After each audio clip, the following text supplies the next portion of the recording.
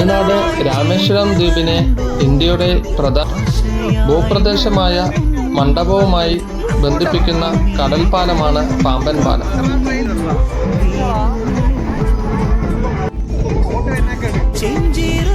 1914 commission ചെയ്ത ഈ പാലം ഇന്ത്യയിലെ ആദ്യത്തെ കടൽപ്പാലമാണ്.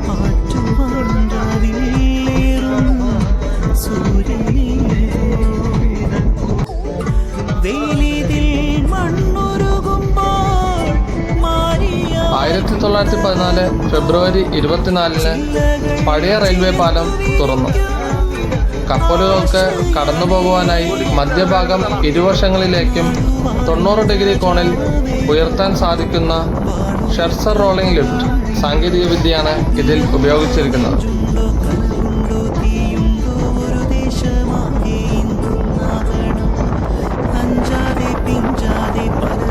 റെയിൽ പാലത്തിന് സമാന്തരമായി 1988 ഒരു റോഡ് പാലവും ഇവിടെ നിർമ്മിക്കപ്പെട്ടു.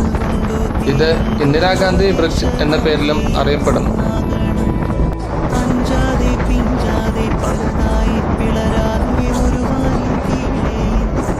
പഴയ റെയിൽ പാലത്തിന് പകരമായി നിർമ്മിച്ച അത്യാധുനിക പുതിയ പാലം 2025 ഏപ്രിലിൽ ഉദ്ഘാടനം ചെയ്യപ്പെട്ടു. ഇന്ത്യയിലെ ആദ്യത്തെ വെർട്ടിക്കൽ ലിഫ്റ്റ് റെയിൽവേ കടൽപ്പാലമാണിത്. ഏകദേശം 2.7 കിലോമീറ്റർ വരുന്നുണ്ട് ഈ കടൽപ്പാലത്തിൽ.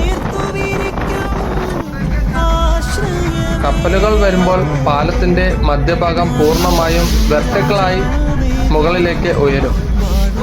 ചുഴലിക്കാറ്റുകളെയും ശക്തമായ കടൽക്കാറ്റിനെയും പ്രതിരോധിക്കാൻ ശേഷിയുള്ള തരത്തിലാണ് ഇതിന്റെ നിർമ്മാണം.